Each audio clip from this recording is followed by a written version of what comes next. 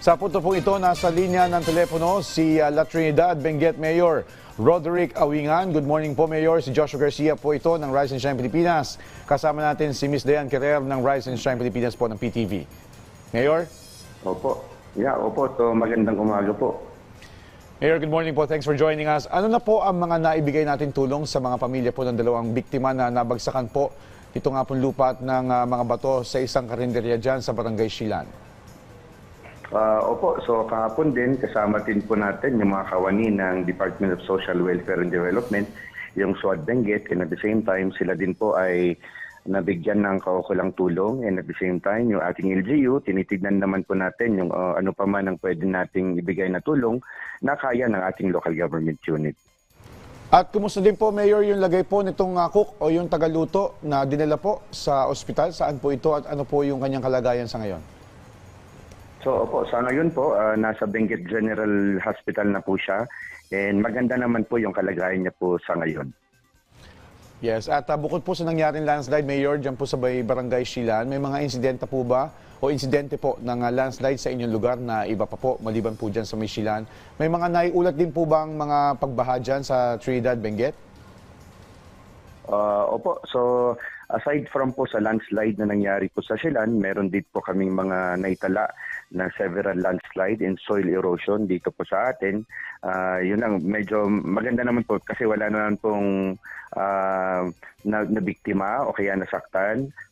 Pero karamihan po yung mga landslide natin talagang may mga minor at mga major roads na nagsara dahil po sa landslide natin. Okay. So sa ngayon, nakasara pa rin po yung Lubas Ambyong Road, yung Baliti Longlong Road at yung Benguet Vizcaya Road, kung saan ongoing rin po yung mga clearing. Kahapon medyo nabuksan naman po siya. Ang nangyari, medyo gumagalaw po kasi yung mga lupa pa doon. Medyo dahil po sa ulan, kaya yung pong mga lupa pumupunta pa rin po sa mga kalsada. Kaya medyo delikado po pa po sa mga motorista pag dumaan pa po doon. Okay. Mayor, ano pong kailangan ninyo dyan sa lugar ninyo sa ngayon? Ano pong tulong ang maaari pong kailangan pa na pwedeng ilaan po ng national government? Opo. So, sa ngayon, we are still in direct coordination naman with Department of Public Works and Highways para po sa pagbubukas ng ating mga kalsada. Gayon din po sa provincial government para din po sa mga provincial na kalsada natin. Naka-link naman po tayo sa kanila, and kasalukuyan nagkakandak din po tayong rapid damage and needs analysis, yung idea na po natin, para makita po yung kabuuan kung ano pa pong kailangan ng ating pong bayan.